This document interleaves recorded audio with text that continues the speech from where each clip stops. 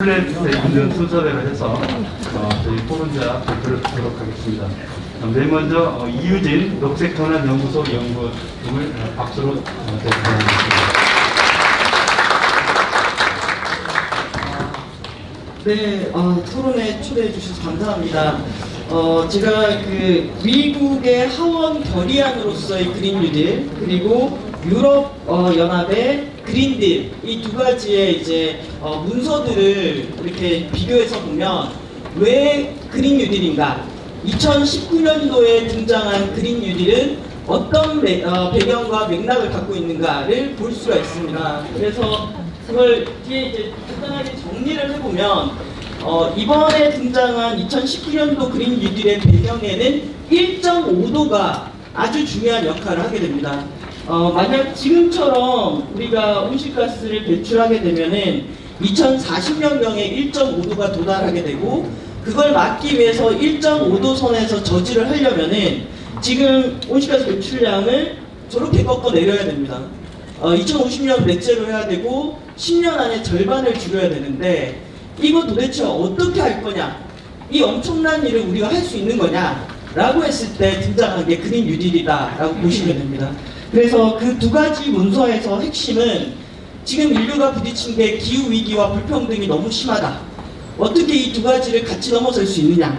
라고 했을 때 온실가스를 줄이는 경제, 사회 대전환 정책 그리고 그 대전환의 과정에서 일자리를 만들어서 불평등과 기후 대응을 같이 하자라는 게 이 두 가지 문서, 유럽과 그리고 미국에서 대두되고 있는 그린 뉴딜의 하나의 흐름입니다. 그랬을 때 지금 이게 아주 간략하게 표시한 EU의 그린 딜의 주요 내용입니다.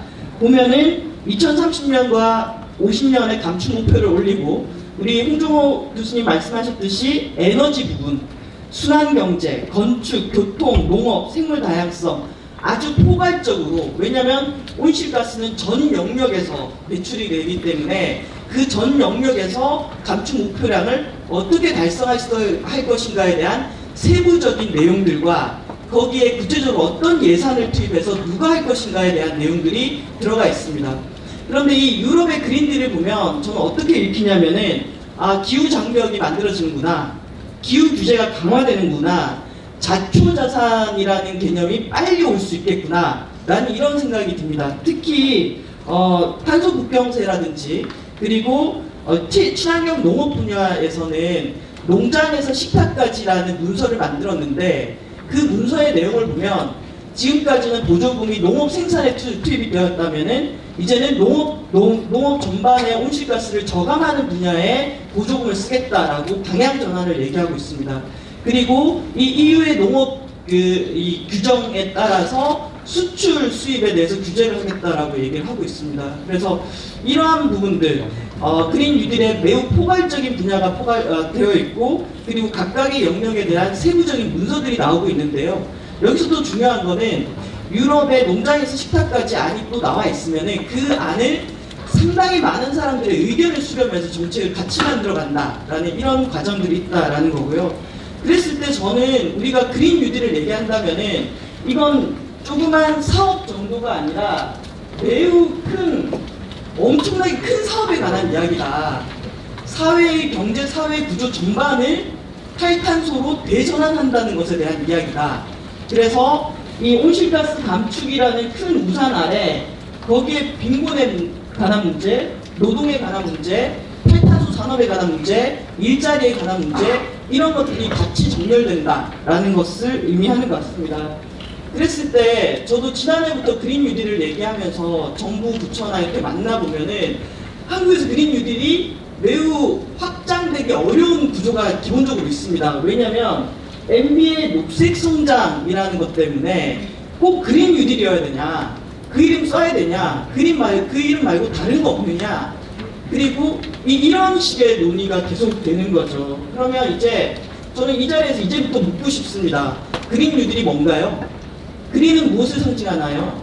뉴딜은 우리가 테네시강 개발 사업처럼 대규모의 공공사업만 얘기하나요? 그랬을 때 루즈벨트 시기의 뉴딜에서는 사회계약이라든지 사회적 보장제도라든지 상당히 세제 개편이라든지 이런 것들도 같이 됐습니다. 그래서 저는 이제부터 한국 사회가 그린 뉴딜이 뭔지에 대해서 정의를 내리고 범주를 같이 잡아가야 된다라고 생각을 합니다. 그랬을 때 미국 민주당의 그린 뉴딜 결의안을 보면 여기도 1.5도 특별보고서로 시작하고 기후와 불평등에 대해서 해결하겠다라고 하면서 5가지 정도의 그린 뉴딜에 대한 목표를 이야기하고 있습니다. 탄소 중립, 일자리 확보, 정의로운 전환 이런 것들을 얘기하고 있거든요. 그래서 저는 지금부터 시작해서 한국에서 그린 뉴딜 정의는 뭐냐, 그리고 그린 뉴딜을 통해서 이루고자 하는 우리의 목표는 뭐냐, 거기에는 어떤 사람들이 참여하느냐, 이런 얘기들을 본격적으로 했으면 좋겠고요. 그랬을 때 지난 21대 국회에서 녹색당, 정의당, 그리고 더불어민주당이 그린 뉴딜을 공약을 했습니다. 그리고 공약에서 지금 보시면은 각각의 제가 좀 분류를 표로 만들었는데요. 각 정당의 정책 기치, 목표, 그리고 주요 정책, 불평등 완화에 대한 수단, 국제협력, 법제도화, 재원, 예산 규모 이렇게 분류를 했는데요. 이제 이런 논의를 저는 본격적으로 한국 사회에서 했으면 좋겠다, 해야 될 때가 왔다라는 생각이 들고, 이제 21대 국회에서 이제 그린 뉴딜 계획을 전담하는 특별위원회를 구성해서 정말 이 큰 그림, 우리 사회를 정말 온실가스를 줄이고 탈탄소 사회로 대전환하는 이 큰 계획을 어떻게 그려갈 것인가에 대한 논의를 시작했으면 좋겠습니다. 오늘의 주제가 코로나19의 교훈과 녹색 회복이 있기 때문에 간단하게 좀 말씀을 드리면은 이번에 정부의 역할이 정말 중요하다라는 걸 느꼈습니다. 그래서 이 기후위기 대응에 있어서도 정부가 역할을 해야 되고요. 그리고 우리 선제적 대응이냐 아니면 주체하느냐에 있어서 선제적 대응이 효과가 있었다라고 얘기했습니다. 이 얘기는 기후 문제도 늦출 것이 아니라 선제적으로 대응해야 합니다. 그리고 공공의 역할과 질병관리본부의 역할이 중요했습니다. 이건 실력 있는 실행조직이 반드시 뒷받침되어야 된다라는 것을 의미하고요. 그리고 지역사회가 정말 중요해지고 있습니다. 각각의 지자체가 어떤 정책과 의료체계를 갖고 있는가에 따라서 지자체에 사는 사람들의 이 사망률이나 이런 것들에 차이가 있지 않았습니까? 그렇기 때문에 지역이 중요해지는 게 저는 그린 뉴딜의 또 중요한 포인트라고 생각을 합니다. 공공병원이라든지 특히 사람들의 생존에 있어서 필요한 것, 사람들이 집에 많이 있지 않습니까? 그러면 집의 에너지 효율을 높인다든지 주거권을 향상시키는 것, 특히 이 코로나 시기에 자전거 판매량과 공원 이용률이 매우 늘어났습니다. 그러면 실제 사람들이 필요로 하는 것들의 예산과 이런 인프라가 투입이 돼야 되는 것이 중요한 게 아닌가. 그리고 이번 코로나에서도 결국 누가 죽었습니까? 요양병원이라든지 장애인들 많이 죽었잖아요. 그러면 코로나에서도 결국 먼저 죽는 사람은 사회적 약자다. 그럼 기후도 이번 여름도 엄청 덥다고 얘기합니다. 그러면 이 사람들을 위한 안전망을 갖추는 것이 저는 이번에 한국형 뉴딜에 포함되어야 될 이 코로나19의 교훈이 아닌가라는 생각이 듭니다. 그래서 녹색 회복의 재정 투입 요건을 1, 2년에 가능한 사업으로 문재인 정부에서, 그리고 온실가스, 일자리, 경제 회복의 효과성 있는 것, 그리고 지금 무분별하게 SOC에 투자하는 것은 좌초 산업이 될 수도 있고 과잉 투자가 될 수 있습니다. 이게 어떻게 전개될 수 있을지 모르기 때문에. 그래서 이미 되어 있는 노후 인프라에 투입을 하면서 저는 장기적인 계획을 새로 세워야 된다라고 생각을 합니다. 그래서 1번부터 6번까지는 녹색 회복 사업을 할 수 있는 것들을 정리를 했고요. 이제 마무리하겠습니다. 저는 이런 정도의 그림이 한국의 그린 뉴딜에 들어가야 된다라고 생각을 하고, 그렇게 하기 위해서는 아주 장기적으로 우리나라 정부의 조직, 탈탄소 산업을 최우선으로 하는 법과 조직체계 개편, 그리고 실제 탈탄소 산업이 만들어지기 위해서는 우리나라의 가격 구조나 세제 개편, 규제 제도 이런 것들이 같이 가지 않으면은 생태계가 만들어지지 않습니다. 이런 것들, 그리고 인프라에 대한 대대적인 정비, 그리고 지역에 대한 전환, 이런 것들이 구성이 되는 게 그린 뉴딜에서 중요한 쟁점이라고 생각합니다. 그래서 이제 어떤 얘기를 했으면 좋겠냐면요. 그린 뉴딜에 대한 마무리해 정의, 주십시오. 네, 그린 뉴딜에 대한 정의, 어떤 가치, 그리고 그걸 실행할 수 있는 법과 제도과 조직에 관한 이야기들을 지금부터 저는 한 1년 정도를 충분히 해서 이게 대선 이슈까지 연결됐으면 좋겠습니다. 그리고 그걸 하는 데 있어서 지자체의 역할들, 다양한 포럼을 통해서 의견을 수렴하는 과정들, 다양한 이해 당사자들이 그린 뉴딜 논의에 참여하도록 만드는 것, 그리고 이것을 얘기할 수 있는 시민사회 조직을 만드는 것, 이런 것들이 지금부터 활발히 진행됐으면 좋겠습니다. 감사합니다. 그린 뉴딜의 방향에 대해서 시간 잘 맞춰서 얘기를 해주셨습니다. 앞서 세 분의 토론자분들이 전부 에너지 전환 포럼의 주요 멤버들이시네요.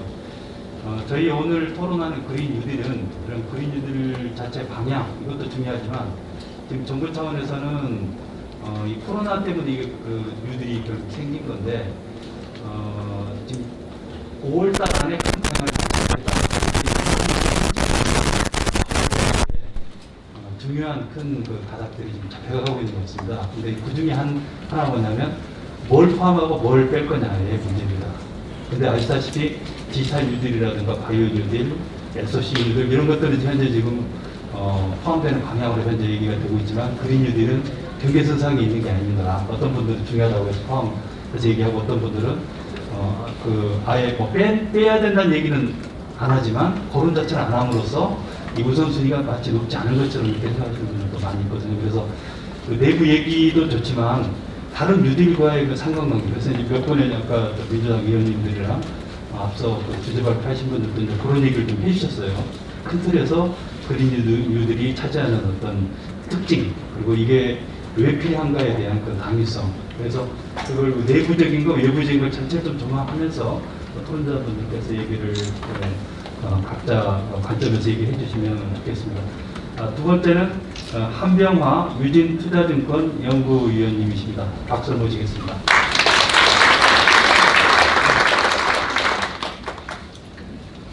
네, 안녕하세요. 저는 증권사 애널리스트입니다. 요즘 제 전화기가 아주 불통이합니다. 거의 하루에 수십 통씩 오래 연락을 못했던 친구들, 친구들한테 연락이 오는데 전화 받자마자 물어보는 건 딱 한 가지입니다. 보사야 돼. 동학개미, 주식 동학개미 들어보셨죠? 여기도 아마 제가 봤을 때 관련돼 하신 분들이 오셨을 것 같아요. 그래서 처음에 제가 고민을 많이 했어요. 그래도 애널리스트니까 뭔가 좀 남들 추천하는 색다른 걸 좀 추천해야 되겠다. 그래서 많이 고민을 했었는데 결론은 같았습니다. 삼성전자 하이닉스 사세요.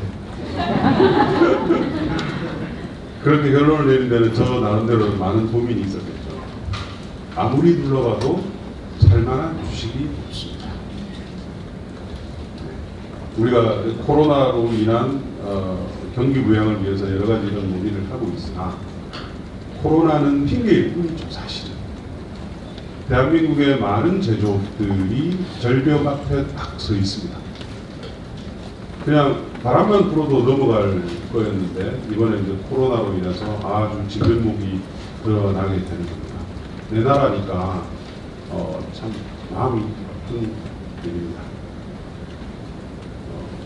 그럼에도 불구하고 이제 우리는 앞으로 나가야 되기 때문에 그럼 이제 어떻게 나갈 것인가를 이제 판단을 해야 되는 것입니다. 그래서 최근에 이제 이 개인 투자자분들이 굉장히 투자 많이 하시는 부분이 있죠. 테슬라, 페이스북, 마이크로소프트, 미국 주식 산업. 우리나라에 그런 회사를 만들어야 되겠죠. 그런 회사를 만들기 위해서는 제일 먼저 변해야 되는 부분이 녹색화입니다. 저탄소 배출 시스템으로 경제 자체를 아예 근본적으로 바꾸지 않으면 지금 현재 우리가 겪고 있는 이 정도의 제조업들이 느끼는 고통보다 훨씬 더 큰 고통이 눈앞에 기다리고 있습니다. 그 고통은 어떻게 단기간에 극복하기 힘든 고통이겠죠. 예를 제가 대표적으로 하나 드리겠습니다. 여러분 전기차 아시죠, 그죠? 배터리, 전기차 배터리. 대한민국이 넘버원입니다. 우리나라 전기차 배터리 세계 업체의 수주량이 얼마인지 혹시 아세요? 아마 관심 있는 분들은 아실 건데 세계 회사 다 합치면 확정된 수주가 300조 원입니다. 어마어마하죠. 이거 제 얘기 좀 거짓말 아니야? 막 이렇게 하시던데 한번 뉴스 검색해보시면 간단하게 나옵니다. 대한민국 역사상 가장 큰 프로젝트 수주가 UAE 원전입니다. 20조. 그 밑에가 리비아 대수로 공사이죠. 근데 UAE 원전보다 15배가 큰 거를 우리 업체들이 수주를 하고 있습니다. 300조. 앞으로 이게 업체마다 다른데 한 5년에서 10년 정도의 일감을 확정이 돼 있는 겁니다. 보수적으로 계산해서 10년이라고 하더라도 연간 30조 정도의 우리가 배터리를 생산하는 국가가 돼 있는 거죠. 이 정도면 우리 대한민국이 떠들썩해야 되지 않겠습니까? 그죠? 공장 짓는다고 난리 칠 것이고 산업 인력 없어서 난리 칠 것이고 조용하죠. 왜 조용할까요? 네, 그렇습니다. 네, 우리 의원님 말씀하신 대로 유럽에다가 짓고 미국에다 짓고 중국에다 짓고 있습니다. 보통 공장 하나 짓는데 테슬라 공장을 짓게 되면 2조 정도 들어갑니다. 테슬라가 한 30에서 50만 대 정도 생산을 하는데 2조 그냥 공장 짓다가 2조 정도 들어가요. 그리고 인력을 고용하게 되는데 최소한 한 공장당 10,000명 이상입니다. 테슬라 미국에서 지금 한 5만 명 정도 고용을 하고 있으니까 직간접 유발효과까지 따지면 진짜 그야말로 국가가 떠들썩할 정도로 그렇게 해야 되는 거죠. 물론 우리 업체들은 여기에는 아주 제한적인 공장만 짓습니다. 어떤 공장을 짓느냐? 환경 규제에 조금 덜한 그런 밸류체인 안에서 소재들을 여기다 짓습니다. 이런 이슈 때문에 저희가 이제 물어봤어요. 한국에다 영향을 좀 하시지. 왜 안 하시냐. 첫 번째, 수요가 별로 없다 보면은 두 번째, 돈을 엄청나게 준다. 네, 유럽의 공장은 LG도 특정 회사 말을 듣습니다만 LG도 공장 하나 짓는데 보통 배터리 새 공장 만드는데 1조씩 받습니다. 유럽에서 보조를. 세 번째, 환경위험이 있을 수 있다. 지금 제가 이게 한 얘기는 그 환경위험은 뭐냐면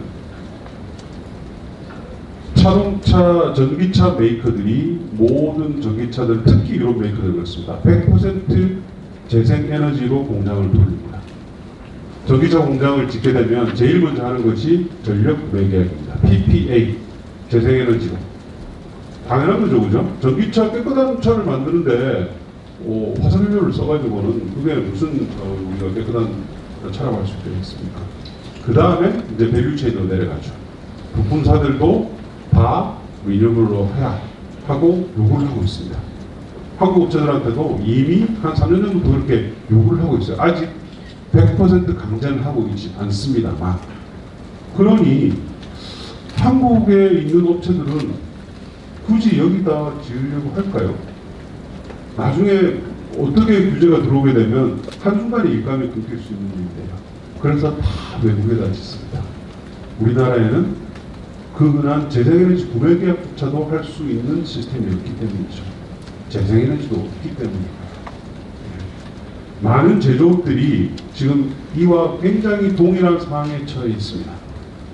최근에 쉽게 얘기하면 스웨덴에 있는 철강 회사가 콕스를 보통 그 철강을 생산할 때 석탄을 이제 매개체로 해서 그 석탄을 철강선을 높이잖아요.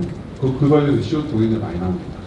근데 유럽이 이제 탄소세를 얘기를 하고 있는 상태이기 때문에 유럽의 많은 철강사들이 석탄 대신 수소를 이용하는 방법을 지금 찾고 있습니다. 또 일부에서는 뭐 저열가스를 이용해서 좀 더 줄이려고 하는 그런 노력이 있는데, 근데 이미 그 단계에 들어갔습니다. 심지어 철강사들까지도요. 이게 뭔 이슈가 아닌 것이죠. 2021년부터 탄소세 부과를 위해서 이미 한국의 일부 기관과 지금 시뮬레이션에 들어갔습니다. 유럽은.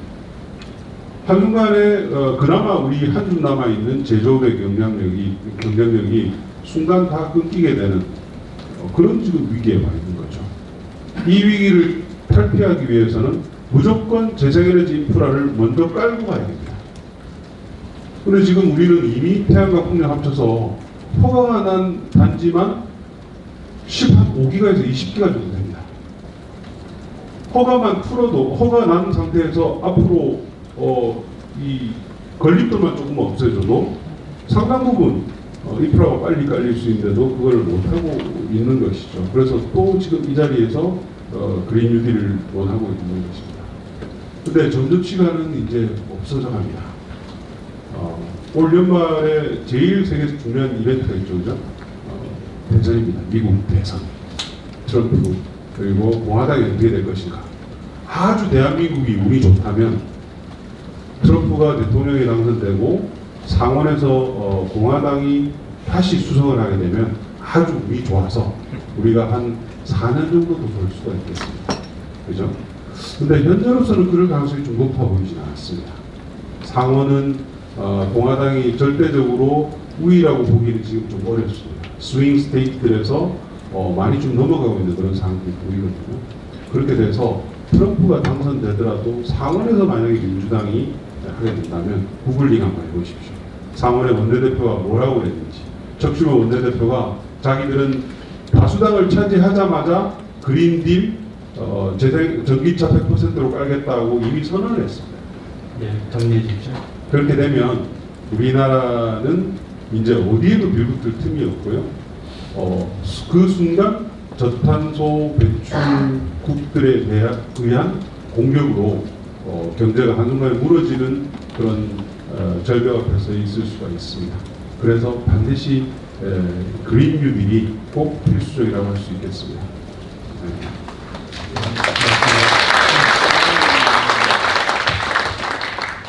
그린 뉴딜이 경제성에 대해서 말씀 잘해 주셨습니다. 뉴딜하면은 케인즈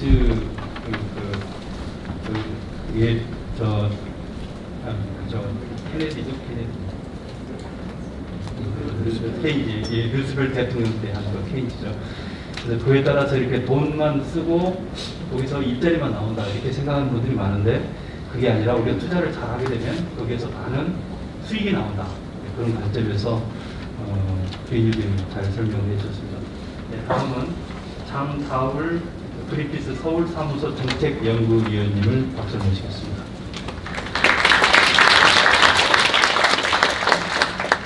예, 안녕하세요. 그린피스 서울 사무소에서 정책 전문위원으로 일하고 있는 장다울이라고 합니다. 오늘 자체다 보니까 최근에 이 코로나 상황에서 해외 그린피스 사무소에서 연락이 참 많이 옵니다. 영국이라든가 독일이라든가 프랑스라든가.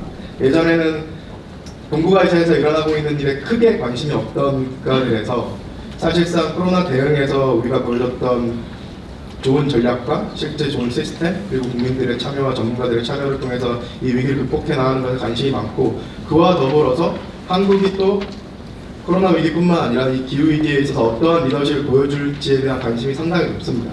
그런 차원에서 오늘 이렇게 많은 분들을 모시고 토론회를 하는 것도 큰 의미가 있다고 생각하고요. 오늘 그린뉴딜을 이야기함에 있어서 사실 환경 문제를 이야기하는 게 아닙니다. 기후위기 문제를 이야기하는 거고 이거는 깨끗한 물, 깨끗한 공기, 전통적인 환경 문제가 아니라 우리 생존이 걸린 기후위기의 문제라고 생각을 합니다. 근데 기후위기라는 것이 앞에서도 여러 번 말씀하셨지만 이번 세기 말까지 이미 1도 이상 올라버린 지구 평균 온도를 1.5도로 막아야 됩니다. 2006년까지. 그러기 위해서 우리가 추가적으로 내뿜을 수 있는 탄소가 한정되어 있는 게 그게 바로 탄소 예산입니다. 네, 많이들 들어보셨겠지만 지금 그 탄소 예산이 지금과 같은 속도면은 8년도 안 돼서 오늘 아침 확인했을 때 7년 7개월이었습니다. 7년 7개월 만에 1.5도 이상을 상승하게 되고 그럼 우리가 되돌릴 수 없는 파국적인 결과를 맞게 되는 거죠. 그다음 많이들 강조 안 하시는 부분이 1.5도를 막는다 하더라도 지금 8년 안에 막는다 하더라도 실제 우리가 원하지 않는 파국적인 기후위기에 맞닥뜨리지 않을 확률이 3분의 2밖에 안 됩니다. 사실상 66%입니다. 그 얘기는 1.5도로 8년 내에 막아도 심각한 기후위기로 갈 수 있다는 거죠. 여러분이 소중한 가족들을 차에 태우고 어딘가로 가야 되는데 사고 날 확률이 3분의 1이라고 하면 그쪽 여행을 갈 수 있습니다. 그 정도로 상당히 심각한 상황이라는 걸 다시 한번 강조를 드리고요. 그러기 위해서는 10년 내로 전체 탄소 배출량을 반으로 줄여야 됩니다. 매우 지금 시급한 상황이라는 걸 강조를 드립니다. 그래서 저희가 그린피스도 이번에 총선을 또 앞두면서 21대 국회가 기후국회가 돼야 된다는 모토하에 저희가 2월에 한국리서치 통해서 우리나라 국민들이 실제 기후위기에 대해서 어떻게 인식을 하고 있는지 조사를 했었는데요. 기후위기 문제가 심각하다고 답한 응답자가 88%였습니다.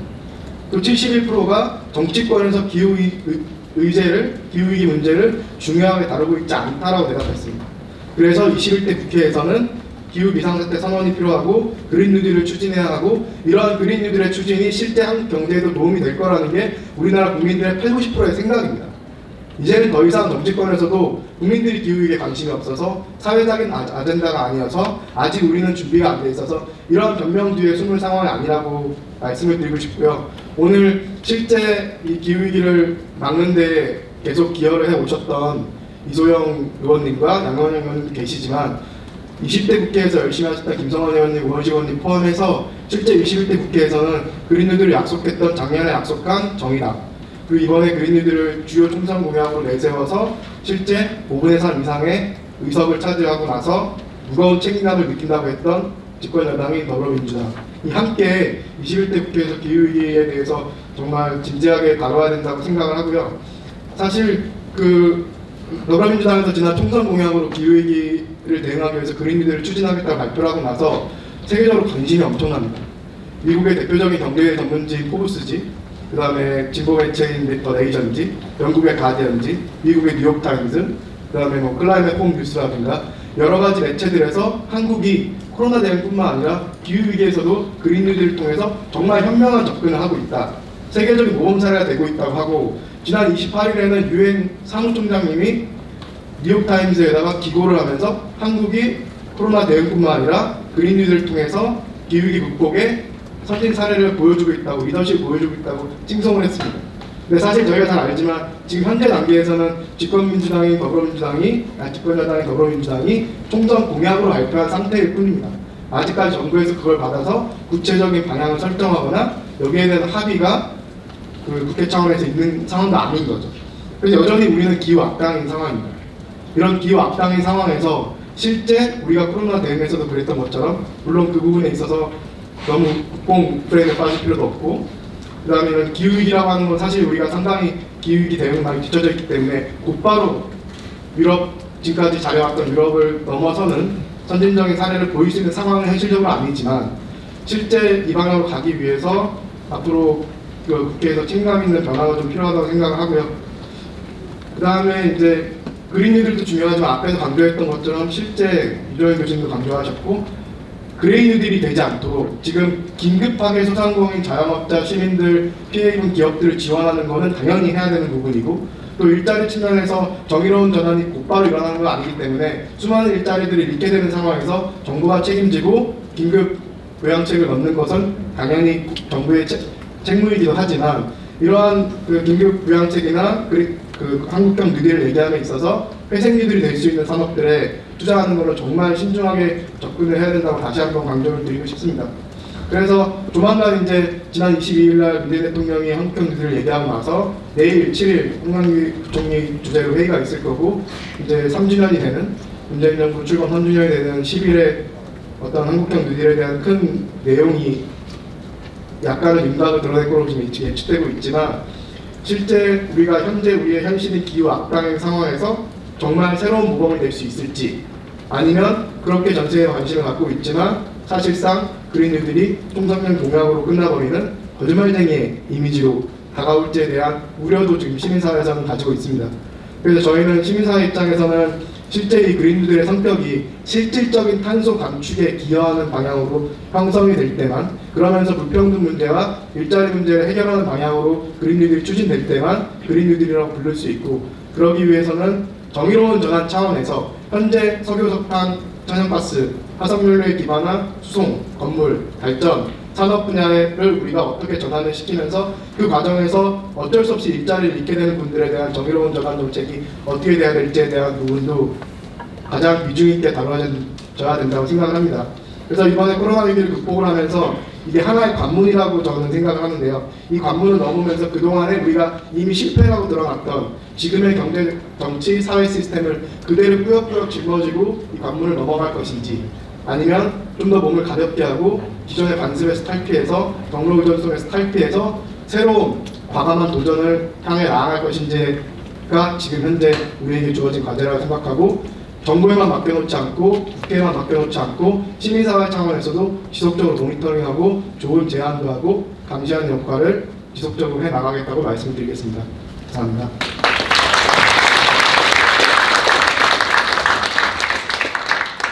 그린뉴딜 방향에 대해서 짧게 발표를 잘해주셔서 고맙습니다. 다음은 이소영 국회의원 당선인 박전 모시겠습니다.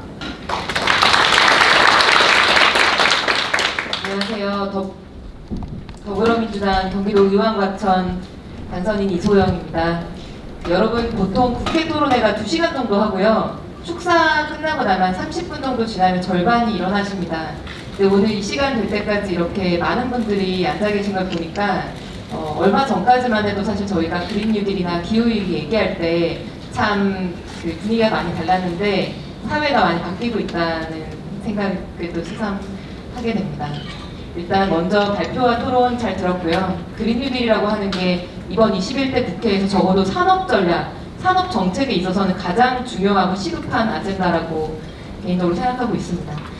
이번에 코로나19라고 하는 엄청난 사태를 겪으면서 우리 인류는 재난이 일상화된 사회, 그런 사회를 처음으로 경험하고 있는 것 같습니다. 코로나19 같은 인수공통 전염병이 기후위기가 가속화돼서 생태계가 붕괴되면서 동물의 서식지 면적이 줄어드는 데 기인한다라고 하는 지적도 있고, 이미 오래전부터 지구 온도가 높아질수록 전염병의 발병률이 크게 높아진다라고 하는 과학자들의 경고가 있었습니다. 그리고 전염병만 재난이 아니죠. 최근 불과 몇 달 전까지 6개월이 넘는 긴 기간 동안 꺼지지 않는 호주 산불이 전 국토를 태웠고요. 호주에서만 발생하는 것이 아니라 이미 전 세계 지구 곳곳에서 사람의 힘으로 끌 수 없는 엄청난 산불이 크게 번지고 있습니다. 기후위기 때문이라고 과학자들이 다들 얘기하고 있고요. 폭염은 어떻습니까? 아까 유진 박사님 말씀 주셨지만 올해도 우리는 아마 한 번도 경험해보지 못한 또 무더위, 살인적인 폭염을 겪게 될 것입니다. 그래서 하루하루 이렇게 점점 더 살기가 정말 어려워지는 그런 환경이 강화될 것이고, 우리는 일상화된 이런 재난에 적응하면서 살아야 되는 그런 사회를 맞이하고 있다. 그 사회를 준비하면서 우리는 이제 고민을 해야 된다라는 생각을 다들 하시는 것 같고요. 그러면 코로나 이후의 경제 대책으로서 우리가 논의하고 있는 한국형 뉴딜의 내용은 무엇이 되어야 하는가, 어디에 돈을 써야 하는가 관련해서 저는 두 가지를 말씀드리고 싶습니다. 결론은 앞서 말씀 주신 분들하고 유사한데요. 첫 번째는 이 일상화되는 재난을 예방하고 완화하기 위한 예방적인 뉴딜이 한 축이 되어야 되고, 두 번째는 이렇게 일상화된 재난에 우리가 덜 고통받고 잘 적응해서 살 수 있는 적응을 위한 뉴딜, 이렇게 두 가지가 축이 되어야 된다고 생각합니다. 예방을 위한 뉴딜은 두말할 필요도 없이 온실가스를 줄여서 기후위기를 막는 그린 뉴딜이 되어야만 하고, 적응을 위한 뉴딜은 앞으로 비대면 중심의 사회에 기반을 만들고 새로운 사회에 적응하는 디지털 뉴딜이 될 거라고 생각을 하고 있습니다. 저는 이 두 축이 한국형 뉴딜의 기본이 되어야 된다고 생각하고요. 특히 디지털화를 통한 생산성의 강화는 노동의 투입을 자본의 투입으로 대체하면서 일어나는 변화이기 때문에 디지털화나 정보기술 발달로 인해서 새로 생기는 일자리보다는 감소하는 일자리가 많습니다. 월마트의 직원 수랑 아마존의 직원 수를 비교하면 우리가 쉽게 알 수 있는 부분이고요. 그래서 디지털화라고 하는 것은 장기적으로는 고용의 감소를 유발하는 방향의 뉴딜이다라고 말씀드릴 수 있고, 반면에 그린 뉴딜 같은 경우에는 아까 이낙연 위원장님께서도 말씀을 주셨지만 어떤 구산업의 일자리는 줄어든다 할지라도 새로운 산업에서 새로운 일자리가 창출되는 뉴딜이기 때문에 우리가 고용을 고려하고 그리고 성장과 분배를 동시에 추구한다라고 했을 때는 디지털 뉴딜보다 그린 뉴딜이 더 강조되어야 된다. 이렇게 생각을 하고 있습니다. 여기까지는 이 자리에 모여 계신 분들은 생각이 거의 비슷하다고 생각이 듭니다. 그럼 이제 국회가 무엇을 해야 되느냐? 제가 선거하면서 저 1호 법안이 그린 뉴딜 특별법이다 이렇게 말씀을 드렸더니 그 내용이 뭐냐고 자꾸 물어보시는데요. 일단 우리가 얘기하는 그린 뉴딜이라고 하는 게 굳이 설명하자면 이런 건 것 같습니다. 기후변화 시대에서 앞으로 위축될 그리고 큰 전환이 필요한 그런 고탄소 산업들이 있습니다. 예컨대 뭐 석탄, 철강, 시멘트, 석유화학 같은 전환의 대상이 되어야 될 산업이 있고요.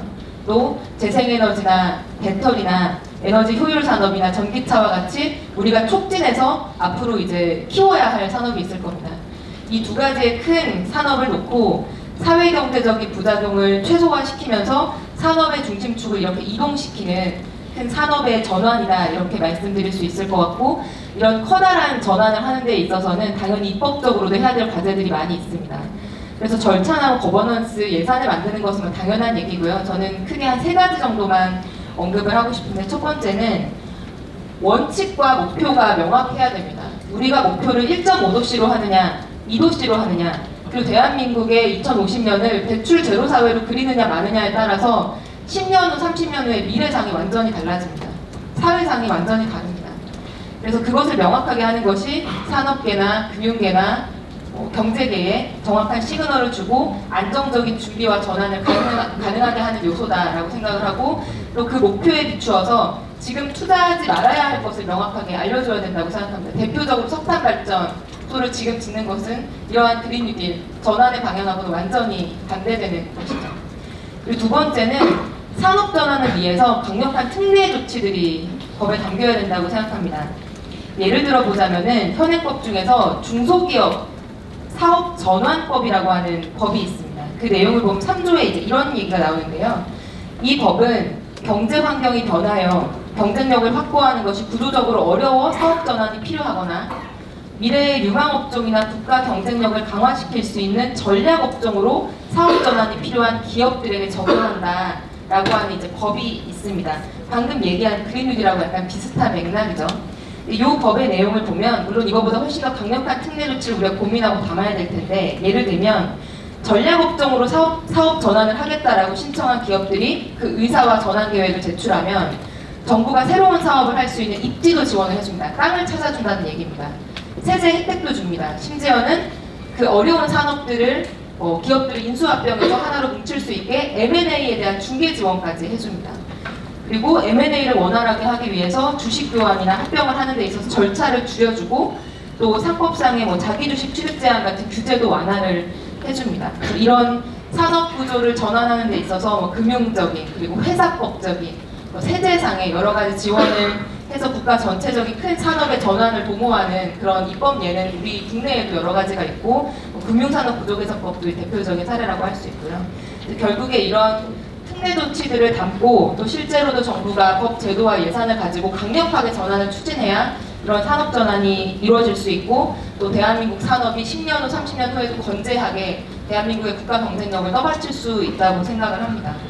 그리고 마지막으로 저는 가장 중요하다고 생각하는 것이 한국의 특수한 산업 구조 때문에 우리는 고용 대책이 굉장히 중요하다고 생각을 합니다.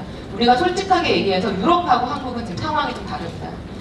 우리 같은 경우에는 철강, 시멘트, 석유화학, 석탄 발전 같은 고탄소 산업에 대한 의존도가 지금 매우 높습니다. 그래서 유럽의 경우에 이 그린 뉴딜이 감소시킨 일자리보다 우리 사회에서 감소시킨 일자리가 클 수 있습니다. 그래서 우리가 그린 뉴딜 하든 안 하든 전 세계적인 이런 탈탄소 경제 전환이 가속화되면 기존의 산업에서 고용 위축이나 고용 탈락이 발생하는 것이 어느 정도는 불가피한 상황입니다.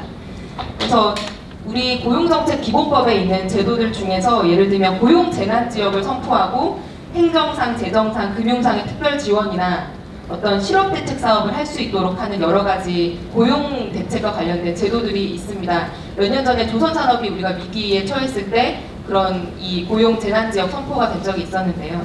예를 들면 고용위기 업종을 지정하고 집중적으로 고용을 전환해 나가면서 이제 실업을 최소화할 수 있는 유사제도 같은 것들이 저는 그린 뉴딜을 위한 법률에 반영이 돼야 된다고 생각을 하고요. 이제 시간이 조금 남은 것 같아서 한 가지를 좀 첨언하자면 그린 뉴딜은 지속 가능한 산업에 지속 가능한 투자를 하게 하는 겁니다. 저는 그게 그린 뉴딜의 핵심이라고 생각합니다. 지금 2020년에 10년도 돌리지 못하고 끄지 않으면 기후 위기를 결코 막을 수 없는 석탄화력 발전 사업에 지금 투자를 하는 것은 우리가 얘기하고 있는 이런 지속 가능한 경제, 지속 가능한 금융, 그린 뉴딜하고는 완전히 역행하는 사업입니다. 지금 이 순간에도 포스코 에너지가 강원도 삼척에 새로운 신규 석탄화력 발전소를 짓고 있고, 또 한전이 베트남이나 인도네시아 등의 석탄화력 발전 사업소를 신규로 짓고 있습니다. 저는 이런 투자들이 기후 위기를 가속화시켜서 인류를 재난에 더 강력한 재난에 빠뜨릴 뿐만 아니라 경제적으로도 합리적이지 않은 좌초자산 리스크를 크게 지는 그런 불합리한 옳지 않은 투자라고 생각합니다. 저는 앞으로 4년 동안 의정활동에서 노력과 역량을 이런 잘못된 투자를 막는 데에 집중할 예정이고, 마지막으로 포부를 한 가지 밝히자면은 우리 국가 온실가스 배출량 통계를 바꾸는 그런 의정활동을 하겠습니다. 감사합니다.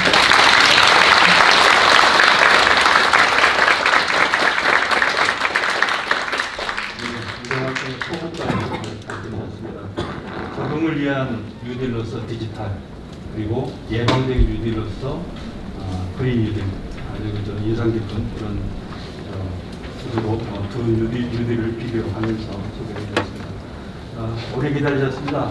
양원영 국회의원 당선인 박수를 모시겠습니다.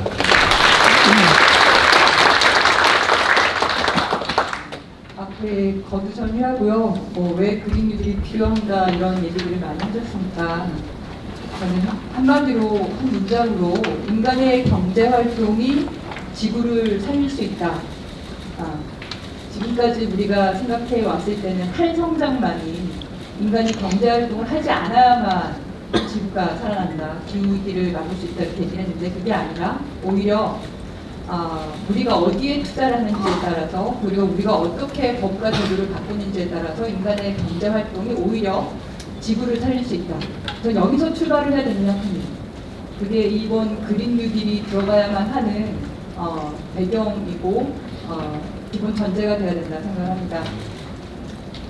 제가 이번에 선거하면서 제 과거가 잠깐 드러났는데, 저는 국가보안법 위반으로 3개월 잠깐 들어갔는데요.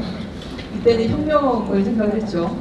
자본주의가 아주 나쁘다고 생각을 했고, 근데 반핵운동 그리고 에너지 전환운동, 이 운동을 지금까지 해오면서 이게 나쁜 자본, 회색 자본이 아니라 녹색 자본, 착한 자본이 가능하다라는 믿음이 생기게 된 겁니다. 그게 바로 이제 에너지 전환운동이라고 저는 생각을 하는데요. 우리가 그동안에는 성장 산업, 새로운 시장을 만드는 것이 계속 환경을 파괴한다고 생각했는데 그렇지 않다는 거죠. 코로나19 이후에 포스트 코로나 시대를 얘기를 한다면, 그리고 기후 위기를 막을 걸 우리가 준비를 해야 된다면, 그러면서 동시에 우리의 경제와 우리의 일자리가 같이 지켜져야 되고 다시 만들어져야 된다면, 그것은 결국은 새로운 성장 산업과 새로운 시장을 만드는 겁니다. 제가 당선자가 되고 나서 그동안은 TV에서만 보던 유명한 분들을 이렇게 청와대에 계시는 정책실장님도 뵙고 강연 듣고, 기재부 차관님도 뵙고 이렇게 강연 듣고 이렇게 하면서 궁금한 게 생긴 게, 과연 우리나라에서 기존의 기간 산업, 기존의 회색 산업이죠, 그것을 대체할 성장 산업으로 무엇을 제시하고 있는지에 대해서 의문이 생겼습니다. 그것이 분명하게 보여져야만 이번 뉴딜 사업의 대상이 분명해지지 않을까. 첫 번째로 디지털 산업으로 생각을 하고 있는 것 같아요. IT 산업으로. 근데 그것만으로 가능하겠냐. 바이오 헬스 이쪽도 생각하고 있는 것 같습니다. 앞서서 이제 발제자분들이 말씀하신 것처럼. 근데 이 두 가지가 에너지 전환 산업과 같이 가지 않으면 그 자체가 과연 우리 새로운 성장 산업으로 현재 기존의 기관 산업들을, 전통적인 산업들을 대체할 수 있겠는가, 그것만 부족하다고 생각합니다. 그리고 기본적인 기반이 재생에너지 산업, 에너지 효율 산업이 기반이 되지 않는 이상 우리가 새로운 성장 산업과 새로운 시장을 만들기는 쉽지는 않다. 특히나 옆에 이제 한명화 위원님께서 말씀하신 것처럼 우리나라만 있는 게 아니거든요. 결국은 수출을 할 수밖에 없는데 전 세계에서 저탄소 사회로 나가는 이 상황에서 우리가 만드는 제품이 탄소가 적고 재생에너지로 만들어진 그런 제품을 만들려면 그런 관련한 준비를 해야 되지 않겠습니까? 근데 이걸 관련 법, 제도 고치고 여러 가지 하려면 정말 몇 년이 걸릴지 알 수가 없습니다. 단기적으로 분명히 이 작업을 해야 되는 거고 그러려면 이번에 뉴딜 한국형 뉴딜에 꼭 그린 뉴딜이 들어가야 된다고 생각합니다. 새로운 성장산업과 시장이 만들어지는 것에 대해서 몇 가지 좀 예를 드리겠습니다. 우리 두산중공업 얘기를 많이 하죠. 탈원전 정책 때문에 두산중공업 문제가 되고 있다 이렇게 얘기하는데요. 두산중공업 그 인력 구조를 보시면 1,200명 정도가 원전 노동자, 그리고 2,500명 정도가 석탄 발전 노동자입니다. 가스 발전 새로 개발했다고 얘기하는데 한 300명 정도 되고 풍력 발전 한 120명 정도가 되지 않습니다. 우리가 여기 두산중공업에다가 그러니까 일자리가 급격하게 줄어들지 않기 위해서 그래서 국가 세금을 공적자금으로 지원하지 않습니까? 조건을 걸어야 되는 거죠.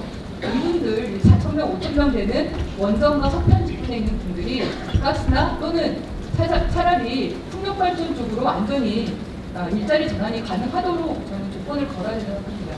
근데 그것만으로 가능한 것이냐? 국가가 해야 될 것은 그렇게 재정을 지원하는 것뿐만이 아니라 시장을 만들어야 됩니다. 저는 그린 뉴딜 정책이라고 얘기할 때는 이런 재정 정책과 동시에 시장을 만드는 정책이 되고 그 시장을 만드는 정책은 규제와 동시에 규제 완화라고 생각합니다. 환경단체에 있으면서 규제 완화에 대해서 계속 반대해 왔습니다. 하지만 지금의 기후 위기 문제를 해결을 하려면 그린 뉴딜을 제대로 시행을 하려면 새로운 성장 산업을 빠른 시간 안에 만들어내려면 규제 완화가 필요합니다.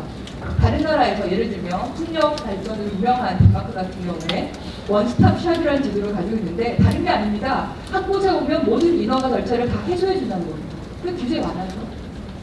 대만이 단 3년 만에 5.5기가와트 해상 풍력 발전으로 시장을 열었습니다. 36개 사이트, 14개 업체가 다 결정이 됐습니다. 환경영향 평가부터 시작을 해서 로컬 컨텐츠로까지 자국에서 생산하는 그 부품 비중까지 다 결정을 했어요. 3년 만에, 단 3년 만에. 우리가 0.06기가와트, 다시 말하면 60메가와트 해상 풍력을 10년 동안 아직도 준공하고 있지 못할 때 대만은 단 3년 만에 5.5기가와트 시장을 열었어요. 어떤 정책을 통해서 싱글 윈도우, 단일 창구입니다. 한 창구에 와서 모든 걸 다 해결해 주는 거죠. 재생에너지를 늘린다고 한다면 그런 정도의 규제 완화 정책이 있어야만 기후위기를 막을 수 있고 아까 이소영 변호사님 말씀하신 것처럼 신규 석탄 발전소가 좌초자산이 될 수 있습니다. 왜 우리나라가 전 세계에서 재생에너지가 가장 비쌀 수밖에 없을까요? 재생에너지는 그냥 설비 산업이에요. 설비만 들어가면 연료가 무한정으로 제공되기 때문에 한기 비용 제로의 산업이라고 얘기를 합니다.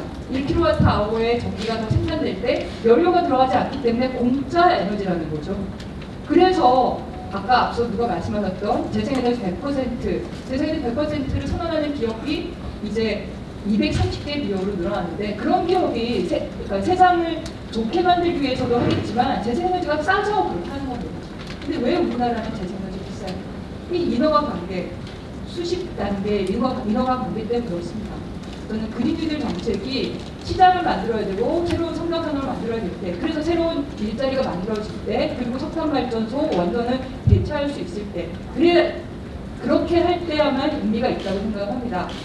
그러려면 규제와 동시에 규제 완화라고 말씀을 드렸는데 그러면 규제는 어떤 거냐? 뭐 탄소세라든지 다른 말씀을 해주셨는데 또 하나 친환경차 의무 판매 제도 이거 하겠다고 해놓고는 계속 못하고 있죠. 법은 통과가 됐습니다. 근데 그거 안 해도 벌금이 부과되지 않는 그런 법을 통과시킨 거죠. 어디 때문에 그럴까요? 여러분 잘 아시는 기업 때문에 있습니다. 쌍용자동차. 쌍용자동차 지분 어디서 가지고 있죠? 물론 노동자는 우리 노동자지만 인도의 마힌드라라는 기업이 74.6% 지분을 가지고 있는 자동차입니다. 근데 친환경 자동차가 하나도 없어요. 다 경유차고 중대형차고 SUV지. 이 전기자동차에 대해서 우리가 지원만 할 것이 아니라 친환경차 의무 판매제를 해야 됩니다. 프랑스 파리가 미세먼지로 고통받을 때 프랑스에서는 택시 TC를 전부 다 전기자동차로 바꾸기로 했고 지금 거의 다 완료된 거로 얘기 듣고 있습니다. 친환경차 운반 매제 중국도 하고 있습니다. 네. 왜 우리가 못합니까? 그런 규제를 만들어야죠. 쌍용차에 들어간 우리 국민 세금 얼마입니까? 그 조건을 걸어야죠. 그런 규제와 동시에 또 한편으로는 새로운 성장 산업을 만들 수 있는, 새로운 시장을 만들 수 있는 규제 완화가 동시에 진행이 되면서 재정 투자가 일어나야 되는 겁니다. 그래야만 우리가 기후 위기도 막을 수 있고, 그리고 코로나19 감염병으로 인한 이런 경제 문제를 해결할 수 있다고 생각합니다. 제가 독일 얘기를 많이 하는데 독일이 중국으로 굉장히 많이 빠져나갔어요. 그러면서 하는 얘기들이 도대체 그런데도 불구하고 어떻게 GDP가 일정하게 성장하는 그리고 아까 발제자분 말씀하신 것처럼 경제 재정 여력이 가능한 그런 나라로 되었을까? 내수 시장, 내수 산업이 있었습니다. 과연 무엇이었을까? 재생에너지 산업이었습니다. 단 17년 만에 한 3만 개 정도 되는 재생에너지 발전소가 250만 개로 늘었습니다. 단 17년 만에. 재생에너지 2002년에 재생에너지를 지원하는 에너지난법이 통과가 되면서 그러면서 그때 재생에너지 비중 6% 그리고 석탄 비중 50% 원전 비중 30%였습니다. 지금 재생에너지 비중이 40%를 넘어서 50%로 가고 있습니다. 원전과 석탄 발전 다 합쳐도 재생에너지보다 적습니다. 원전 석탄 독일의 발전량이 우리나라와 거의 비슷합니다. 네, 설비 규모도 비슷했습니다. 한 120기가와트 규모. 그 100기가와트의 석유, 석탄, 원전, 가스 발전소가 줄어들면서 120기가와트의 250만 개의 재생에너지가 독일 전역에 깔렸습니다. 그것이야말로 경기부양 아니겠습니까? 내수 시장이죠. 내수 산업이고 그야말로 일자리입니다. 예, 정리해 주십시오. 그렇게 가야 되고 그리고 하나가 이제 디지털 뉴딜과 그린 뉴딜은 저는 융합이 가능하다고 생각하는데요. 그 중에 핵심이 아까 이제 어느 분이 얘기하신 것처럼 15기가와트의 재생에너지 발전소가 허가가 났는데 제대로 들어가고 있지 않습니다. 왜냐? 하나는 인허가 문제이기도 하지만, 그러니까 발전 사업 허가를 받았지만 개발 인허가 관계에서 지자체와 여러 가지 갈등들, 이 문제를 어떻게 풀 것인가의 문제이기도 하지만 또 하나 가장 중요한 것은 전력망입니다. 기존의 원전과 석탄발전소 대규모 집적단지에 거점형으로 있던 그런 전력 대통이 수백만 개의 재생에너지 발전소가 전국에 동시다발로 일어날 때 그것을 적시적소에 연결해주는 IT와 연결된 방사형 전력망. 이것이야말로 새로운 녹색 산업의 인프라 투자가 되어야 된다. 그런 방안으로 가야만 이 문제가 해결이 되고요. 마지막 하나만 더 말씀을 드리면 기존 건물 리모델링에 대한 얘기를 많이 들으셨을 거예요. 저는 감히 1기 신도시와 2기 신도시 아파트 전체에 대한 리모델링 계획을 세우시기 바랍니다. 대규모 재건축, 재개발 사업은 큰 기업들이 가겠지만 이런 리모델링 사업들은 중견기업들이 역할을 많이 할 수 있습니다. 동네 집수리센터도 역할을 하겠지만 저는 더 중요하게 1기, 2기 신도시에 전반적인 리모델링 사업이 들어가면 삶의 질도 좋아지고 에너지도 줄어들고 일자리도 생기고 에너지 효율 사업도 더 늘어날 수 있다고 생각합니다. 그래서 올해 저는 다른 거 다 수용하신 분들이 많이 계시니까 좋겠지만 저는 태양광 5기가와트, 풍력발전 2기가와트, 최소한 7기가와트 시장을 올해 여는 것, 그걸 통해서 관련 산업을 키우고 일자리를 만드는 것을 위해서 최선을 다하겠습니다. 네.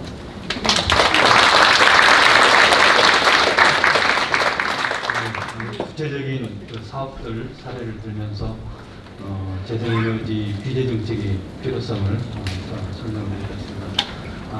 5분 토론을 전부 들었고요. 그러면 지금부터 발제자분들 2분 그리고 토론자 5분에 대해서 청중으로부터 간단한 질문을 받도록 하겠습니다. 그런데 본인 소속을 간단히 얘기해 주시고요. 그리고 1분 정도로 해서 얘기해 주시면 감사하겠습니다. 예, 맨 먼저 앞에서 해주시죠. 마이크로 해주시죠. 예, 저는 적절하려고 하는 인천에서 왔습니다. 박병상이라고 하고요. 글쎄요, 지금과 같이 전기를 쓰고 자동차를 몰고 하는 걸 전제로 할 때 그린뉴딜이라면 글쎄 성공한다고 해도 될까 모르겠어요. 근데 지금 하여튼 국회에서도 뭐 제도로 만들겠다는 다짐을 하니까 조금 나중에는데 아까 정다울 선생님 얘기 들어보니까 8년밖에 안 남았어요. 8년 동안 잘해도 우리는 러시안 룰렛 6개 구멍 중에 2알에 총알을 놓고 내 머리에 잡아당기고 있는 현상이 지금 서 있어요. 근데 너무 한가한 것 같은 느낌이 드는데 근데 우리 여기서 좀 뭐 그림들이 에너지만 전부는 아니잖아요. 그런 얘기가 까나는데 우리 농업을 뺀 것 같아요. 지금 우리나라 이번 코로나 운 좋게 잘 지나갔는데요. 지금 빙하가 녹으면 제2, 제3의 인수공통질병이 계속 나올 겁니다. 그에 대한 대비할 수 있을까요? 그러면 지금 우리 슈퍼, 화장지 문 열을까요? 그런 상황에서 우리는 농업인이 이런 거에 대한 신경을 좀 써야 된다고 보니까 예. 다음에 농업에 대해서도 좀 고민해 봤으면 좋겠습니다. 예. 그래서 예, 고맙습니다. 우선 양원형 다음번에 하시죠. 녹색들협동조합 전 이사장 허인회라고 합니다. 양원형 이제 현 의원님, 이소영 의원님 축하드립니다. 두 분이 이제 국회에 들어가서 활동을 하시게 되면 과거 제야와 달리 제도와 법, 예산을 다루게 될 겁니다. 그 일과 관련해서 저의 작은 경험을 말씀드리고 부탁을 드리고자 합니다. 저는 지난 3년 반 동안 보수 언론과 한나라당으로부터 매우 커다란 공격을 받았습니다. 저희 협동조합이 직원이 150명이 일하다가 지금은 9명이 일하는 회사로 공격을 받았습니다. 이제 그린 뉴딜을 우리 양원영 의원님과 이소영 의원님이 의정단상에서 얘기할 때 저는 여기서 욕 얻어먹을 각오로 두 분에게 부탁을 드립니다. 구산업에너지, 대표적으로 화석에너지와 원자력 에너지와 함께 그린 뉴딜을 같은 테이블에서 논의하지 아니하면 이 일은 매우 어려울 수 있다라는 조언과 경험을 말씀을 드립니다. 우리가 과거의 제야에서 각종 미래에 대한 확신에 찬 데이터를 가지고 이야기했던 것들은 대부분 구에너지 세력으로부터는 매우 받아들이기 어려운, 감성적으로나 과학적으로 그들은 다른 이야기를 주장하면서 대립해 왔습니다. 이제 코로나 이후 뉴노멀 시대에서는 일자리 창출이라는 과제와 더불어서 그린 뉴딜이 논의가 되고 있습니다. 저는 감히 부탁드리는 것은 기존 에너지 산업과의 협력과 또 기존 산업의 활로를 열어주는 토론회를 여러분들이 다시 만들어주기를 제안하고, 또 이런 일을 함께하는 협업 조직이 있어야 됩니다. 구산업은 구산업대로 계속 싸움을 걸고 우리는 우리대로 계속 싸움을 걸어서는 미래가 매우 어렵고 힘들어진다.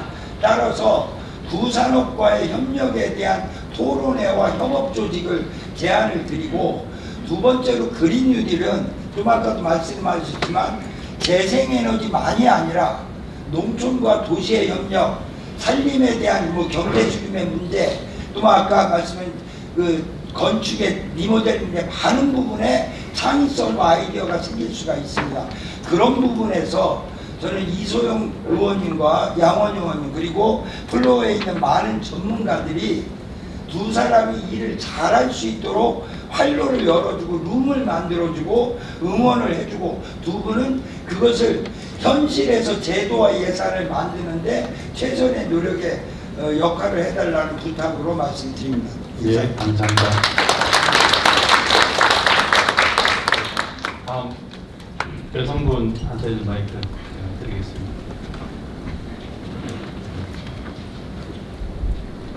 안녕하세요. 저는 가톨릭 청년시민학교 1등학 행사위원 윤하영이고요.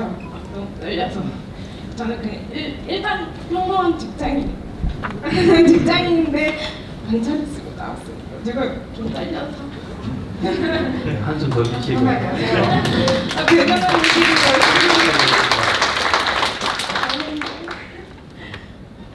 저는 먼저 그냥 평범한 직장인이고 사회활동을 하는 사람은 아니었는데 작년에 청소년 기후 행동하는 것을 강원에서 그때도 이제 휴가를 내고 참석하면서 가장 젊은 이들의 목소리가 이런 기후위기와 관련됐다는 걸 깨닫게 됐고 관심을 갖게 돼서 보게 되는데요. 그러면서 이유진 선생님이 서울혁신파크에서 하는 그런 것도 보면서 되게 정치에 젊은이들이 관심을 많이 못 갖고 있지만 이번에도 많은 관심을 갖고 있고 젊은 정치인 그리고 기후위기는 분명히 더 많이 살아가게 될 청소년 투표권을 갖게 된 18세부터 갖게 된 청년들에게 더 많은 목소리가 주어져야 된다고 생각하기 때문에 왜 그러죠? 이렇게 논의를 하는 자리에도 배제되지 않도록 더 많이 청년들이 그런 청년 정책에 묶여서 한 게 아니라 정말 여기 중심에는 정말 살아가서 더 이런 시대를 이끌어 나가야 되는 사람들이 더 많이 고민하고 더 주축이 될 수 있도록 많이 열어주셨으면 바람이 있고 거기에 대해서도 항상 염두해 주셨으면 막 눈물을 흘리면서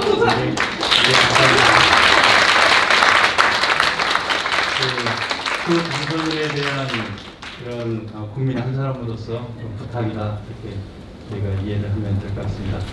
저희 마지막으로 한 분 모시겠습니다.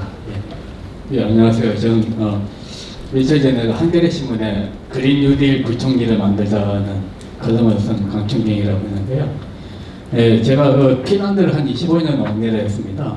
지금은 제가 사실 한 2, 3년 전부터 이런 어떤 일을 좀 했었는데 결국 중간에 이제 포기를 했어요. 아무튼 제가 드리고 싶은 말씀은 핀란드 같은 경우에는 또 환경부가 있어요. 환경부 장관 이름이 환경에너지 주택 장관입니다. 그러니까 그 환경부가 에너지 그리고 주택 건설도 같이 관할을 합니다. 또 환경이 문제예요. 그 다음이 에너지고 우리나라 건설부 힘이 센 건설교통부의 주택 건설도 같이 주도를 하고 있는 겁니다. 그런데 분명히 여기 이제 서로 의원이 되신 두 당선인들 분명히 저항에 부딪히십니다. 특히 환경부는 힘이 약합니다. 그리고 이 산업부의 에너지 엄청 강합니다. 절대 그 이니셔티브나 배경원리를 안 놓습니다. 그리고 또 하나 아무튼 그런 점에서 좀 말씀을 드리고 싶고요. 또 한 가지는 이 기후변화, 특히 환경 쪽 이쪽을 환경을 먼저 보시면 좋겠다는 좀 고언해 드리고 싶습니다. 아까 어떤 시장과 그리고 산업 이런 말씀을 하셨는데 그 시장과 산업 쪽의 논리에 휘말리면은 무조건 집니다. 핀란드가 어떻게 40%의 신재생 에너지를 이루었냐고 하면은 환경 그 자체를 봤어요. 그걸 열심히 하다 보니까 산업도 따라오고 시장도 만들어지더라는 겁니다. 그런 점을 조금 유념해 주시면 고맙겠습니다. 네, 고맙습니다. 신청하신 분들이 많은데요. 시간 제약 때문에 더 이상 진행하지 못하게 되는 걸 좀 양해를 좀 해주시고요. 오늘 토론이 끝나더라도 오늘 여기 발표나 그리고 토론하신 분들한테 또 얘기하실 수 있는 그런 시간이 있으면 좋겠습니다. 그러면 오늘 플로에서 나온 의견 그리고 토론 의견 이걸 받아서 마지막으로 발제를 맡으신 유종일 원장님하고 그다음에 홍동호 원장님 두 분이 각각 2분 정도씩 해서 답변 겸 마무리 말씀 해주시면 고맙겠습니다.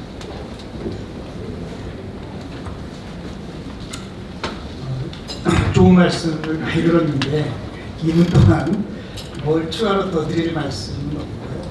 지금 금방 선생님 칼럼 쓰신 선생님께서 중요한 말씀을 해주셨는데 기재부가 중요하다 이렇게 말씀하셨는데 산업부가 힘이 세고 사실 매일 기재부 예산 실천 주관으로 한국형 뉴딜 특히 이제 3차 추경 관련해서 회의가 있는데 거기에 예시된 처음에 그 회의를 준비하면서 예시된 디지털 뉴딜, 바이오 뉴딜, 인프라 뉴딜 등등 이런 개념들이 나오고 그린 뉴딜은 없습니다. 지금 우리가 여기 이렇게 쫙 모여가지고 아까 보니까 이 당의 그 리더가 되시는 분이 와가지고 그린 뉴딜 중요하다고 얘기하고 그러니까 이거 뭔가 변할 것 같다 그렇지만 결코 쉽지 않습니다. 아까 우리 애널리스트께서 우리 한국 제조업 경쟁력 벽에 부딪혀 있다. 상당히 오랫동안 알고 있었던 얘기거든요. 그거 이전에 우리 다 알잖아요. 합계 출산율이 1도 안 되는 나라예요. 세상에 이런 나라가 있습니까?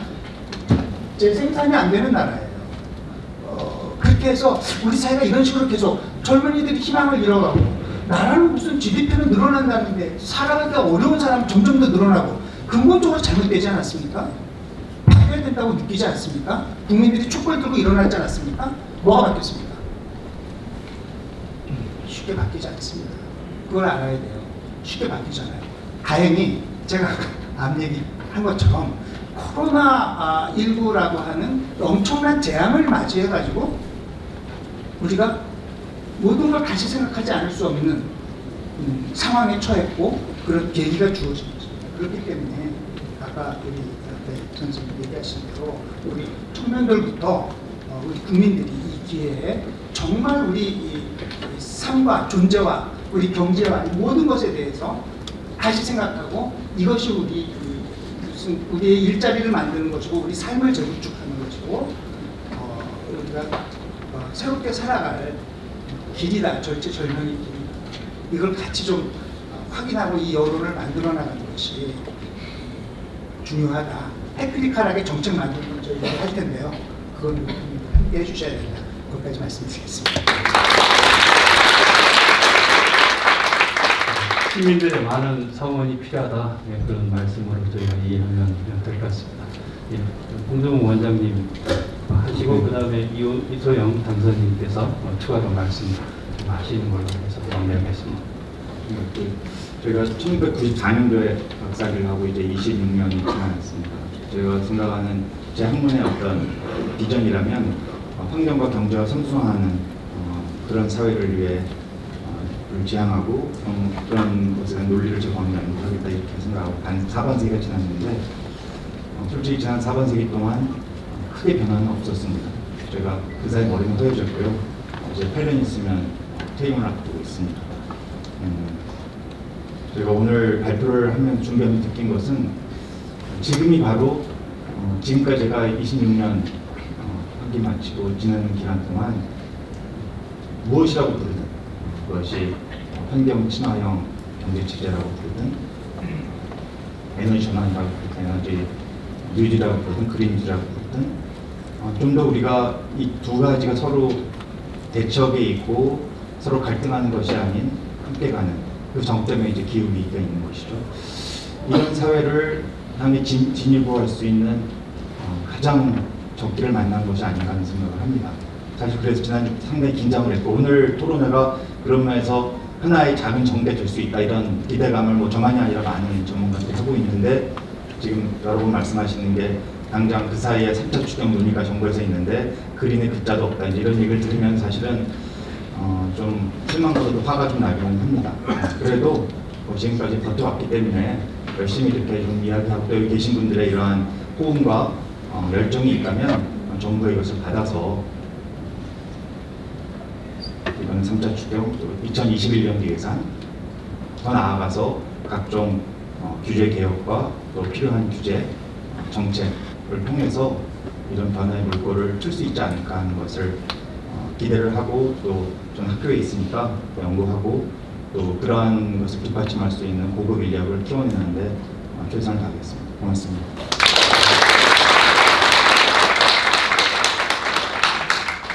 질문에 대해서 답변을 드려야 되는 것 같아서 제가 이분을 요청했는데요. 일단은 박병상 박사님 말씀 주신 농업에 관련된 내용이 빠져 있다고 말씀을 주셨는데, 사실 제가 생각하는 그린 뉴딜의 내용에는 농업의 전환과 식량 산업의 육성이 굉장히 중요한 부분입니다. 이게 기후변화 완화의 측면에서도 그렇고 적응의 측면에서도 그런데, 기후 위기를 막는다라고 하는 이제 솔루션 20개를 1등부터 20위까지 뽑은 기관이 있습니다. 거기에 보면은 20개의 솔루션 중에서 일렉트릭시티, 그러니까 전력은 5가지밖에 해결책이 안 들어가 있고요. 푸드 시스템은 8가지가 들어가 있습니다. 그래서 어떤 이 농업과 어떤 식품 산업에서의 변화가 일어나지 않으면 기후위기 막기가 어렵다는 이제 부분이 있고, 또 적응의 측면에서도 지금보다 기후위기가 가속화되면은 지금의 농업 방식은 그대로 유지하기 어렵기 때문에 공장형 농업을 이제 포함해서 이 농업 방식의 전환이 필요합니다. 그래서 그 두 가지가 그린 뉴딜에 있어서도 굉장히 중요한 부분이다.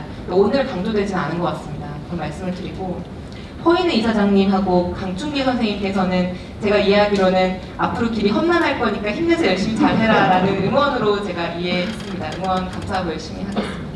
그리고 그 알렉스 선생님이신가요? 아까 제가 이 성함을 받아 적지를 못해서 청소년들의 목소리가 이런 정책에 있어서 더 많이 좀 반영돼야 된다는 말씀을 주신 걸로 이해가 되고, 아시겠지만 저도 청소년 기후 소송을 같이 준비하던 변호사였고, 이제 청소년 같이 기후 소송 준비하던 청소년들이 너무 미래가 두렵다 이런 얘기를 이제 한 게 저도 정치를 결심하게 된 그 원인 중에 하나인데요.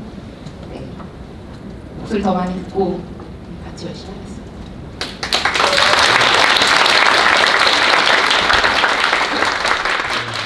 세심하게 또 청중들까지 잘 또 보살펴주게 정치인이시라 오늘 이렇게 뜨겁게 그 시민분들 그리고 시민사회 그리고 정부 여당의 뜻을 모았습니다. 그린 뉴딜로 뜻이 모아진 것 같습니다. 디지털 뉴딜 못지않게 그린 뉴딜이 그리고 그린 뉴딜만이 일자리를 가장 크게 창출할 수 있다. 그런 컨센서스가 형성된 그런 귀한 자리가 된 것 같습니다. 오늘 1시 반부터 3시간 동안 이 자리 끝까지 지켜주신 청중 여러분께 감사드리고, 그리고 오늘 각제를 맡으신 분, 그리고 포럼 맡으신 분들 다 같이 감사합니다. 자, 박수로 감사합니다.